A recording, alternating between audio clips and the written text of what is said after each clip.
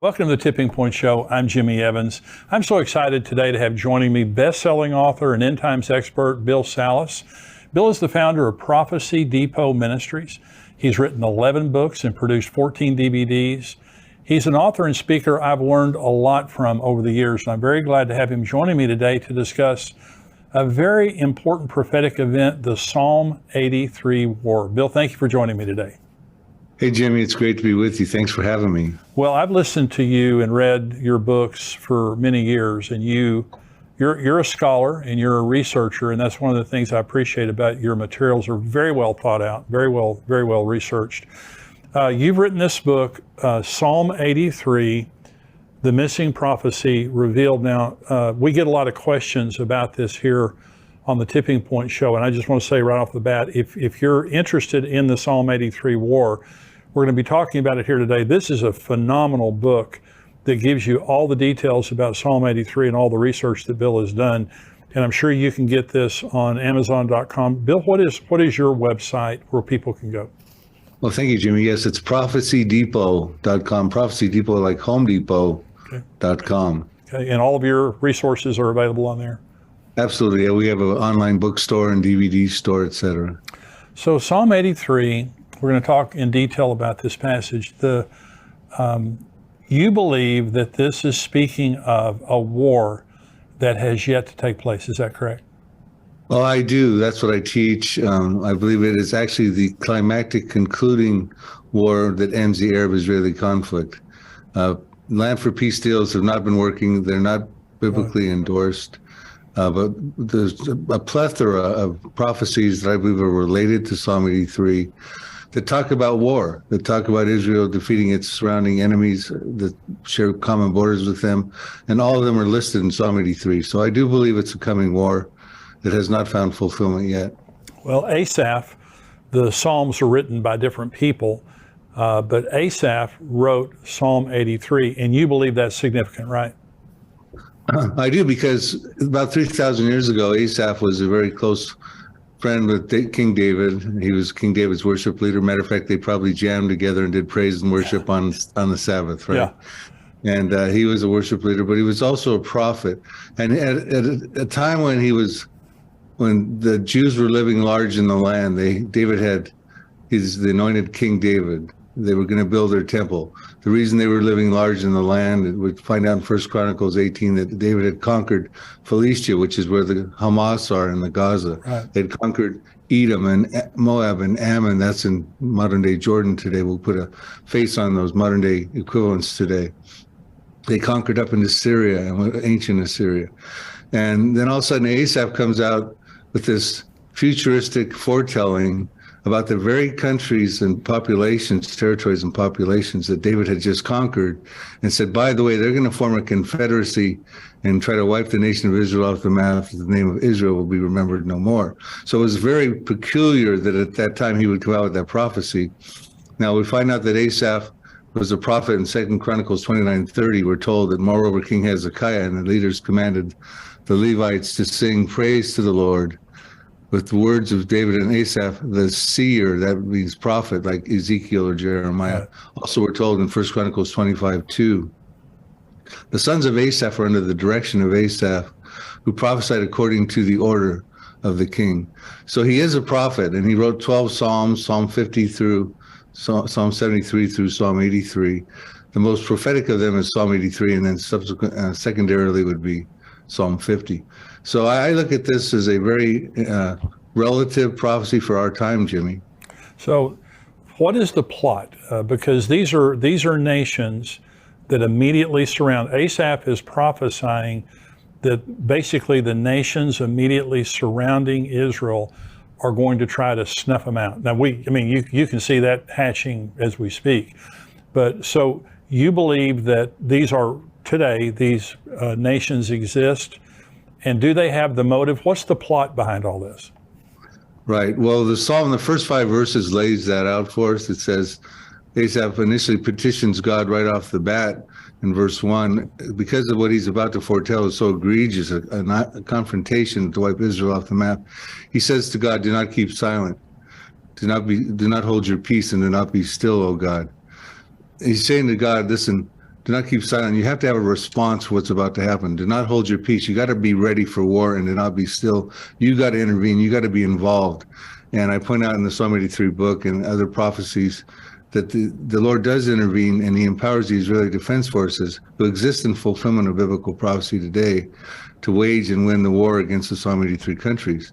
And it goes on to say that your enemies make a tumult, and those who hate you have lifted up their head.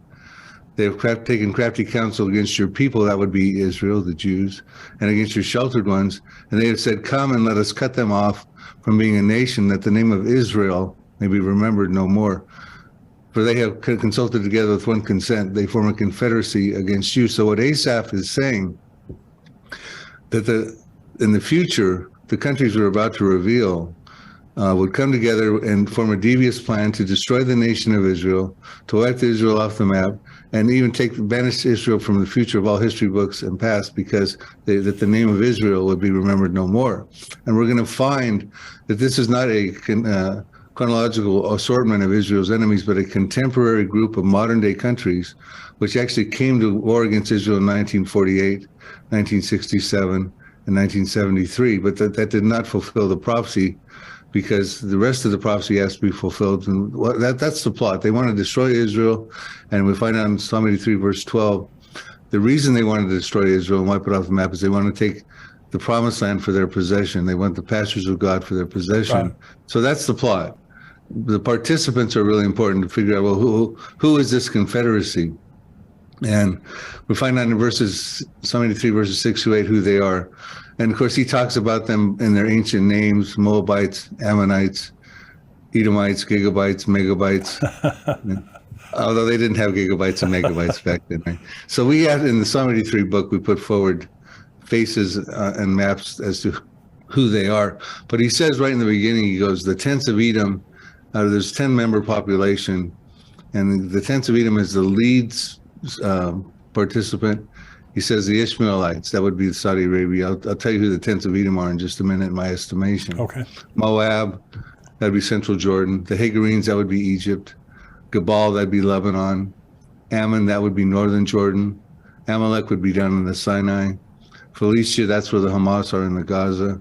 And the inhabitants of Tyre. So he's listed two populations so far in a habitation condition: the tents of Edom and the inhabitants of Tyre. Tyre would be in Lebanon, and that's where the Hezbollah hail from right now. Assyria has joined with them, and they have helped the children of Lot. So one of the members, Assyria, is actually helping the children of Lot, which is Jordan. Moab and Ammon were the children of Lot. So they're involved and integrated into actually helping another participant in the Confederacy. But the thing that's fascinating to me is he says the tents of Edom. He starts to right off the bat. So whenever you see a member listed first in a Confederacy, that's really significant. It's sort of like the star of a movie. When you see the credits at the end of the movie, the stars are listed first, then the cast and crew subsequently come rolling onto the screen. But he says Edom is the star of this show, so to speak. But he puts them in a habitation condition. The tents of Edom. Tents represent biblically either military encampments or more prominently refugee conditions. Right. And the Edomites, as I trace through in my Psalm 83 book, have ethnical representation in the Palestinians today. Not all the Palestinians are of Edomite descent, but a majority of them are. And when we find them in a condition of refugee conditions, which happened as a result of the 1948 war, the tents of Edom became a reality when Israel came back in the land and the Arabs lost that 1948 war. And their plight is what's being bannered here, the Palestinian plight. They want a Palestinian state. They want to take the pastures of God for possession so they can have another Arab state. And of course, we see that there's our presidents and the international community is trying to broker two-state solutions, et cetera. So I think we're watching this unfold in living color in modern times, Jimmy. Well, Bill, right now the United Nations had a select committee last week recommend that Israel be tried in an international criminal court at The Hague for their occupation of Palestine, Palestinian lands, beginning in 1967. This goes back to the invasion in 1967. And so this is a committee, but if the United Nations passes this and they end up going to the International Criminal Court, of course, Israel's not going to recommend whatever they do, but it could be the first step toward an invasion. So How do you see this all coming out? I mean, we know that God's going to supernaturally give the IDF the ability to protect Israel. How do you believe this thing is going to take place, and what do we see right now that's leading toward that? Well, if you want my speculative scenario about what's on my radar screen, Jimmy, I would say basically what we're going to see happen is a sequence of events, prophetic events. One thing's going to happen probably in the near future, and it's going to lead to a succession of events on the heels of that event. And my suspicion is that Israel is going to strike Iran. And if they strike Iran, that's going to create a big issue because Iran has proxies surrounding Israel, Hezbollah in Lebanon, with 150,000 missiles pointed at Israel. Some of those are precision guided, could hit within a 20 foot radius. They could hit Tel Aviv, they could take out Ben Gurion Airport. They've got a bank of targets. You got Hamas down in the Gaza, right, who says we can match Hezbollah by lobbing at least 1,000 missiles a day into Israel. You got Syria, who used chemical weapons over 300 times in their Syrian revolution with Bashar al-Assad there. Right. They could be lobbing chemical weapons into Israel. You got the Houthis down below Saudi Arabia who say they can also hit Tel Aviv with precision-guided missiles they've gotten from Iran. You got Shia militias in Iraq. I believe that an attack on Iran would be also prophetic as well, because there's two prophecies of Iran in the end times. One of them is in Ezekiel 38. Right. Ezekiel 38:5, it's under the banner of Persia. Persia became Iran in 1935. It was renamed. But there's also a prophecy of Elam in Jeremiah chapter 49, verses 34 through 39, which I believe actually precedes, and it's probably what we're talking about here. It seems like it's a nuclear prophecy. And of course, Iran is on the fast track to get a nuclear weapon if they don't already have one. Right. They've been seizing the opportunity since Donald Trump withdrew from the JCPOA in 2018 to rapidly advance their nuclear program. And I think once they get struck, that's going to catalyze an event, and Israel's going to find itself in a prison rules war. They're going to be fighting for their life. Weapons coming, missiles coming in from all sides. Iran just recently announced they have a hypersonic missile that can get to Israel in 400 seconds. Unbelievable. That's 6.66 minutes, by the way. Wow. And they can hit the heart of Israel. And so, this is firepower that the Iron Dome can't. The Israeli defense systems are great, but they can't fend off the firepower that could be unleashed on them. And I think what happens at that point, Jimmy, is Israel lashes out and they destroy a city overnight. And I believe that would fulfill the Isaiah 17 prophecy, the destruction of Damascus. Right. Damascus will cease from being a city. It'll become a ruinous heap. We're told in Isaiah 17:1. Isaiah 17:9 says, the desolation is caused by the children of Israel. And Isaiah 17:14, concluding the prophecy, says, in the morning you see him, speaking of Damascus in the masculine pronoun, but in the evening you see him, but in the morning he is no more. This is the portion of those who rob us and those who plunder us. And I think when that happens, Jimmy, if my scenario is correct, and I support it scripturally in my teachings, I think the Arab world will go up in an uproar, because they just took out the oldest continuously inhabited city in recorded history, the capital of Syria, Damascus, and they're going to start saying in Lebanon, what about Beirut? Are we next? What about Amman, Jordan? Are we next? Which they are next, by the way. There's prophecies about Amman, Jordan that show Israel reducing it to rubble also. What about Cairo in Egypt? What about Mecca in Saudi Arabia? And also, I think Isaiah 17 tells us that Israel does take a hit, and Isaiah 17 verses 4 through 6. So Israel has no option but to respond militarily for the survival of the nation.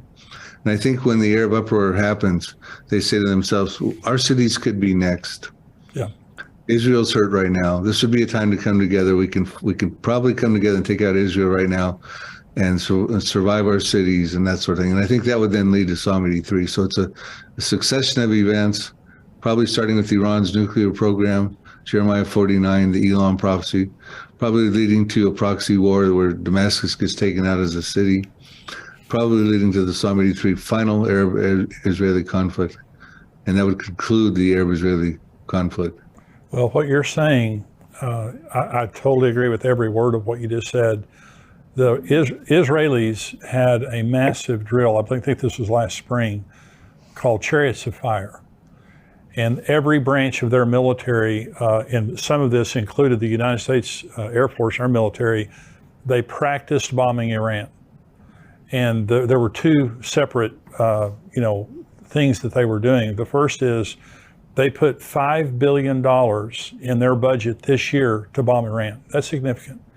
The second thing is, once they bomb Iran, the second part of Chariots of Fire was protecting their boundaries after they finished, because they know exactly what you just said is going to happen. So this is not a fairy tale. This is happening. I mean, the Israelis are considering this right now. Another significant thing is Benjamin Netanyahu just got elected prime minister. And so we have a very ultra right-wing government now, the newly elected government there in Israel. And if anyone would strike Iran preemptively, it would be Benjamin Netanyahu. But what you were saying, Bill, a new part of this equation that's just, to me, just a couple of weeks old, is the hypersonic missile. That Iran begins to brag about being able to strike in 400 seconds. That's like waving a red flag in front of a bull. When you say that to Israel, they're already on edge.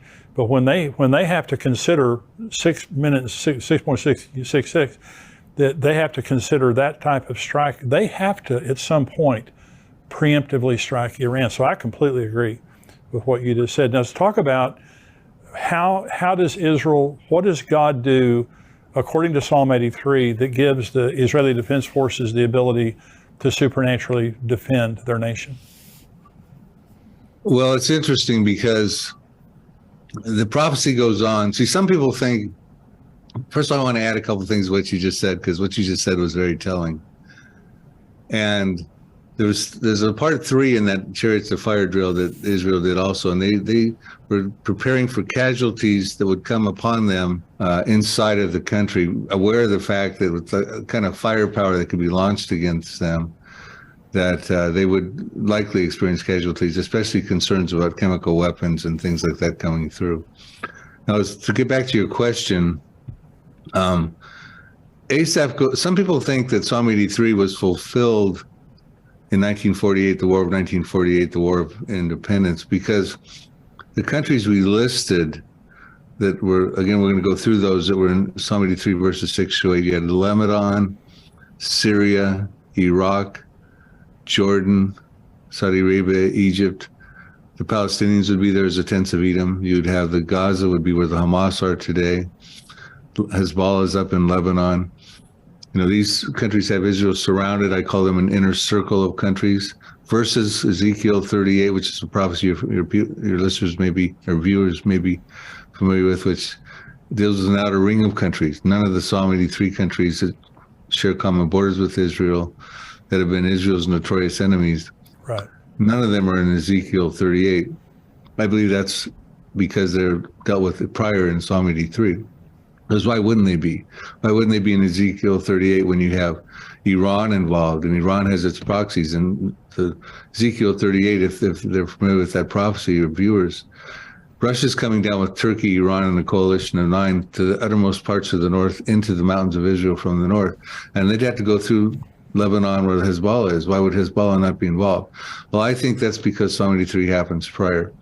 But because the countries we just listed were involved in the 1948 war, some people think that was a fulfillment of the prophecy.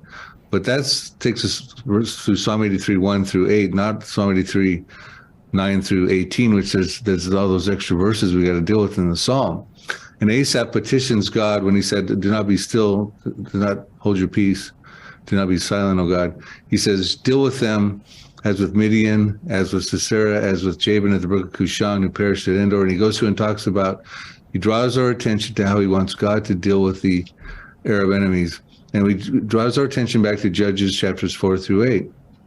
And it's this historical precedent where God at that time, through the Deborah, Judges 4 and 5, the prophetess, the Canaanites had oppressed Israel for 20 years. She got her general Barak, and they went and defeated the Canaanites. They killed the king Jabin. Sisera was defeated, and the Canaanites never oppressed the Jews again. And then he draws our attention to Judges 6 through 8, where Gideon was involved with a 300-man army against the Midianites, who had oppressed Israel for 7 years. plundered it and oppressed it. And Gideon said, God told Gideon, you're going to stop this oppression. You're going to defeat them, their kings, their princes, Orb and Zeb, Zalmunna, etc. And the Midianites were defeated, and they no longer ever oppressed Israel again. So we see that the Arab countries around Israel right now are still oppressing the Jews. Oh, yeah. This was not fulfilled. Well, so the series of events that you're talking about, when you say that the Psalm 83 war is this ring of countries around Israel, you believe that then would lead to the Ezekiel 38 and 39 war soon thereafter. Is that right?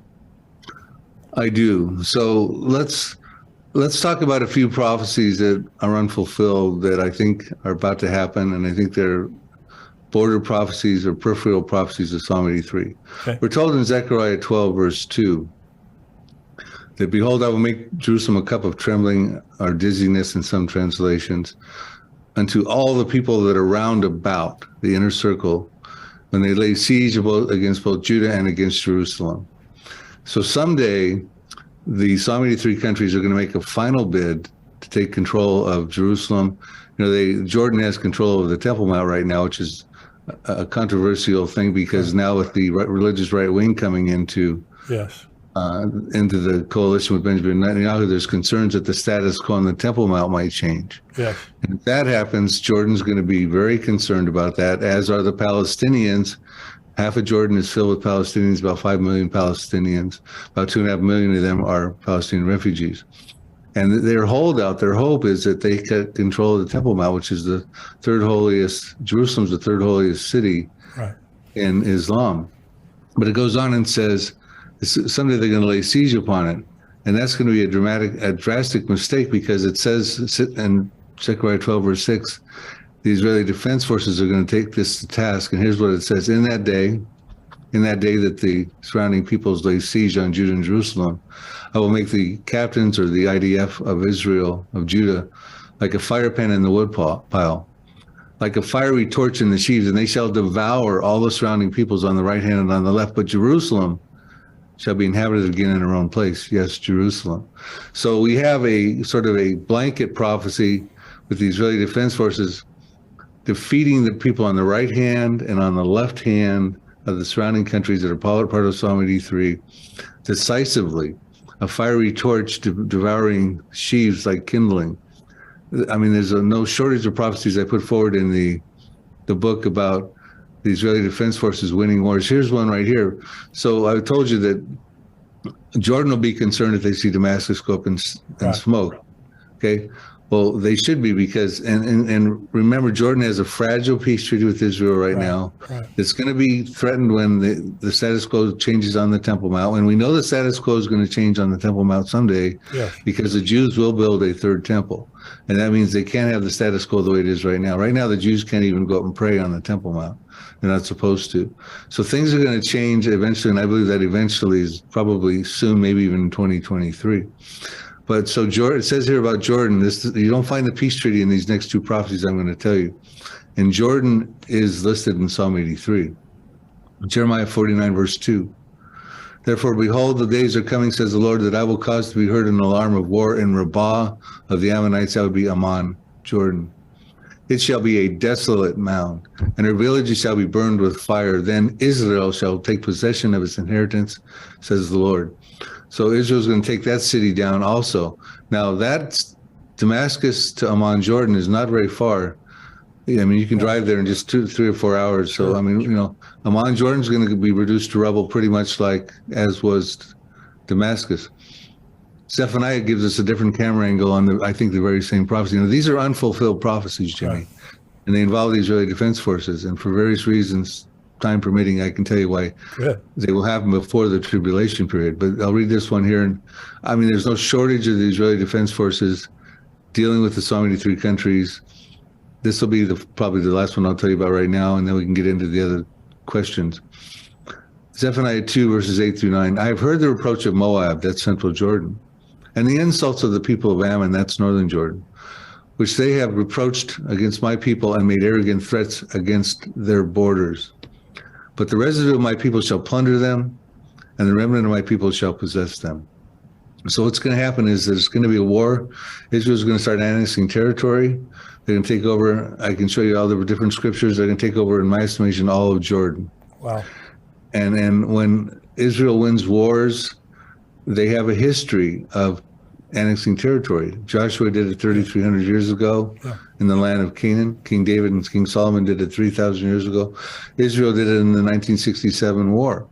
They feel it's part of the promised land. It increases the defensibility of their borders. And when countries win wars, they often take over territory. Right. So, I mean, these are prophecies talking about Israel possessing Jordan, plundering and winning wars, taking out Damascus, taking out Amman, Jordan. I can get into the ones about Lebanon. I can get into the ones about Egypt and all that too. But, you know, I think your viewers get the drift. Well, and like you said, I don't think it's a matter of when Israel strikes Iran, because you were talking about Elam, and Elam is there in Iran, but it's also the nuclear area of Iran, where they have a lot of nuclear installations there. And so if they hit that, the whole world's going to go crazy. Right. That prophecy is, to me, one of the most important ones to be watching. I have a book I wrote called Nuclear Showdown in Iran, revealing the ancient prophecy of Elam. And I get into that prophecy. You know, Elam is, when you look at a modern day map of Iran, you have Persia, which is about 2/3 of the country, mainly central and northern and southern. But west and west central is Elam and ancient territory. And they're always isolated from each other as far as territories by the Zagros Mountains. Right. Now, in the Elam territory, they have all these underground missile silos and portable rocket launchers hidden there, because that's the closest point from Iran to get to Israel. Right. Like I said, they had missiles that could get there in 8 minutes. Now they got hypersonic missiles, which Iran is boasting cannot be detected and stopped by Israel's defense systems. They can get there in 6.66 minutes, now 400 seconds. So they're boasting. But so that's a prime territory to be attacked, because that's where all the rocket launchers and most of them are located there and buried underground. Also, you have the Bushehr nuclear reactor there, which is the crown jewel of Iran's nuclear program. That is Bushehr 1, it's right in the Elam territory. It's a nuclear disaster waiting to happen. It's built on 3 tectonic plates. Wow. And they've had earthquakes there. There's concerns about that. The Arabs across the Gulf, who are rich in oil but are poor in water, they have 2/3 of the world's desalination plants over there in the GCC countries of Kuwait, Oman, Bahrain, UAE, Saudi Arabia, Qatar. They're very concerned about that disaster that could happen, whether it's an earthquake or an attack, because they've done a study after an earthquake. I think it was in 2013. They reported that due to wind patterns, that within, I think, 24 hours or so, they said, and I wish I had the quote in front of me, but 40% to 100% of the populations could be hurt, devastated, because of the wind patterns and the nuclear fallout coming across the Gulf. Wow. They said that only 10% of Tehran could be hurt because of those Zagros Mountains. The fallout would be blocked by those mountains. So, you know, we're talking about dynamics now that you're not hearing on the mainstream media or the censored social networks. Right. This is the biblical narrative and prophetic perspective. Well, it's fascinating. Now, you believe that the Psalm 83 war is pre-tribulation, right? I do.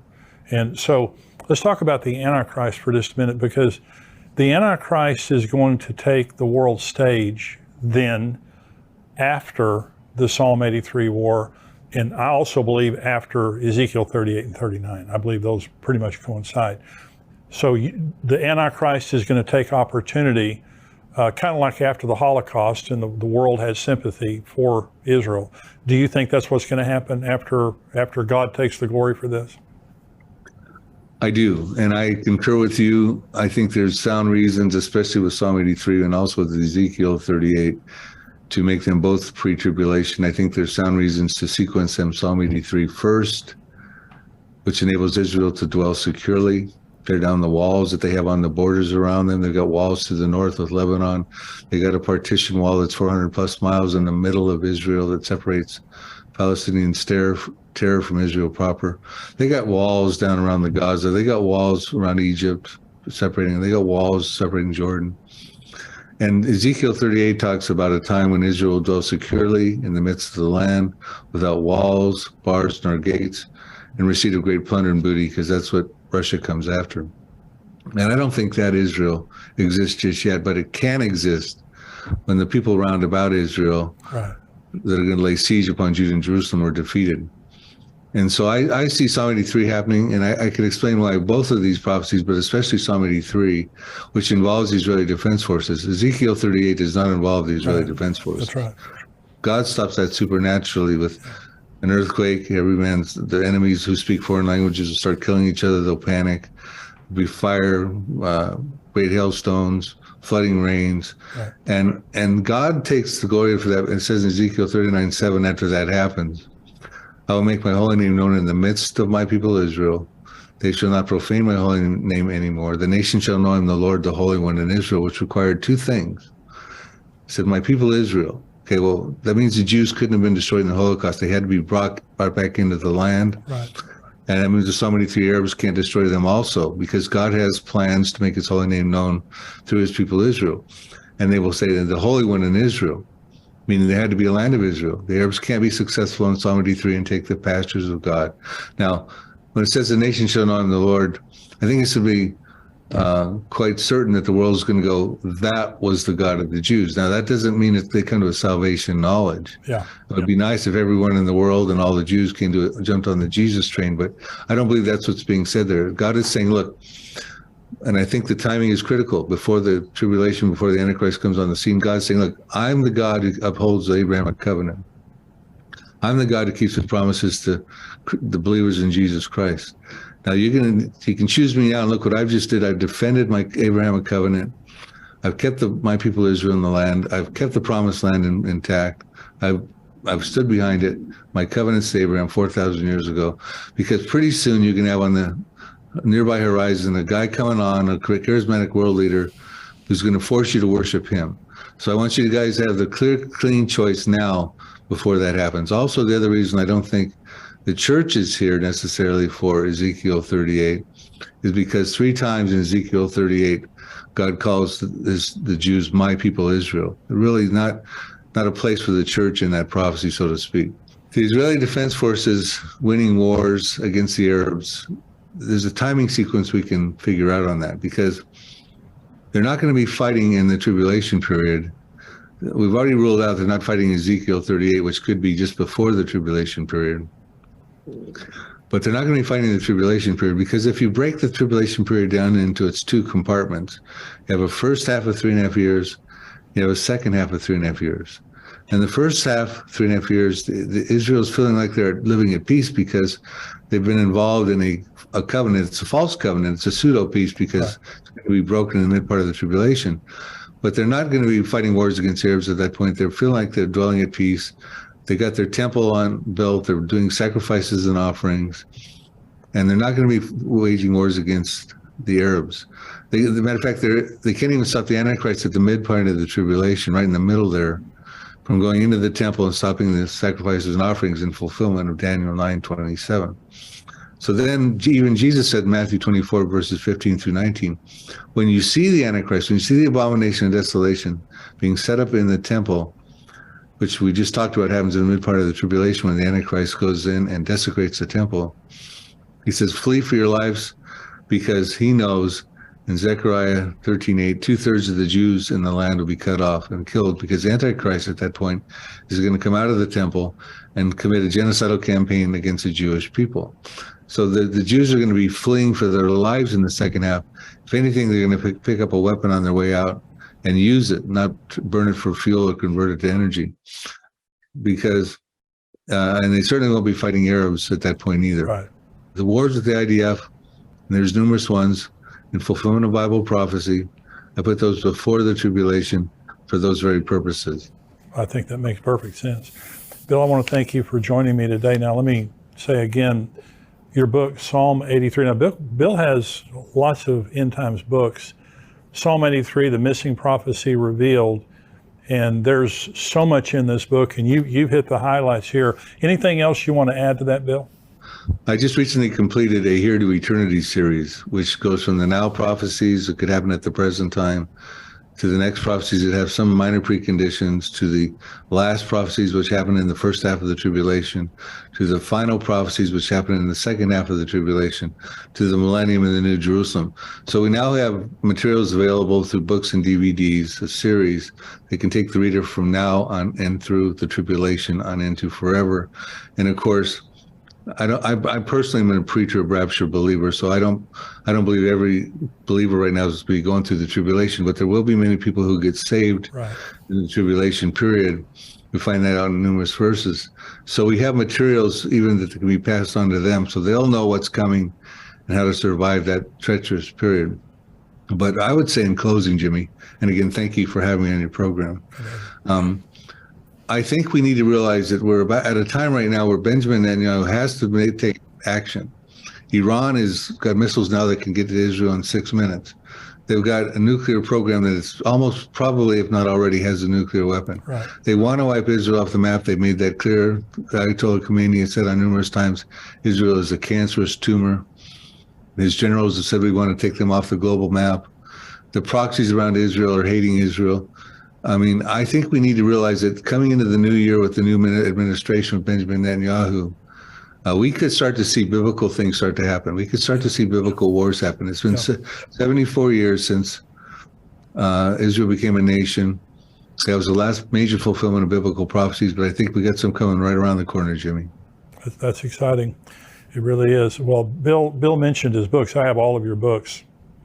Really encourage you to go to prophecydepot.com, and Bill's books and information are there. I know I've bought some of your stuff on Amazon too. God bless you. Wonderful ministry. I want you to come back with me here in the near future. I want to talk about the nuclear showdown in Iran, your book on that. I'd love to. Absolutely, Jimmy. God bless you, Bill. Thank you for being with me. God bless you. Thank you.